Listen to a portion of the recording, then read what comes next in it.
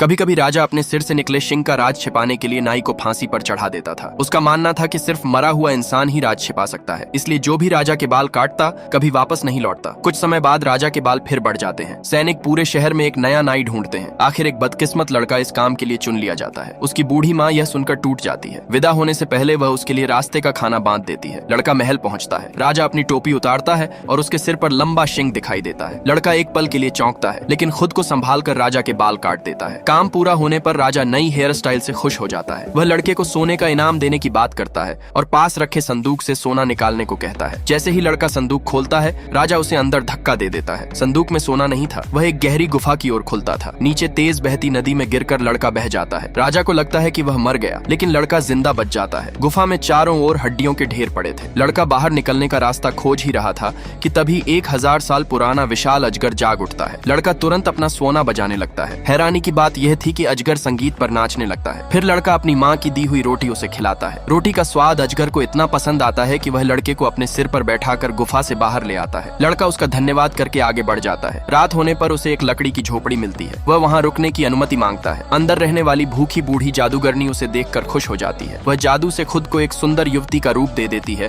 और लड़के को अंदर बुला लेती है। जैसे ही लड़का बैठता है, जादूगरनी उसे जलती भट्टी में धकेलने की कोशिश करती है। मरने से पहले लड़का आखिरी बार अपना सोना बजाने की इजाजत मांगता है। जादूगरनी मान जाती है। सोना बजते ही जादूगरनी नाचने लगती है। घर की स्टूल भी उसके साथ थिरकने लगती है। नाचते नाचते वह अपना कोट उतार देती है और उसका असली रूप सामने आ जाता है। लड़का उसे अपनी माँ की बनाई रोटी खिलाता है। खाना खाने के बाद वह अपनी पूरी कहानी सुनाता है। जादूगरनी के मन में दया जागती है। वह उसे एक जादुई कोट देती है और बताती है कि सीधा पहनने पर वह जवान दिखेगा, जबकि उल्टा पहनने पर बूढ़ा। लड़का महल लौटता है। इस बार वह बूढ़े नाई के वेश में होता है। राजा उसे पहचान नहीं पाता और बाल काटने का आदेश देता है। बाल कटने के बाद राजा फिर सोने का लालच देकर उसे संदूक खोलने को कहता है। लड़का संदूक खोलते ही चिल्लाता है कि अंदर सोने के ढेर पड़े हैं। ये सुनकर राजा खुद देखने दौड़ पड़ता है। मौका मिलते ही लड़का राजा को संदूक में धक्का दे देता है। गिरते समय राजा उसकी नकली दाढ़ी पकड़ लेता है। लड़का तुरंत अपना जादुई कोट उल्टा पहन लेता है और दाढ़ी गायब हो जाती है। राजा अंतहीन खाई में गिर जाता है। उसके बाद उसे फिर कभी किसी ने नहीं देखा।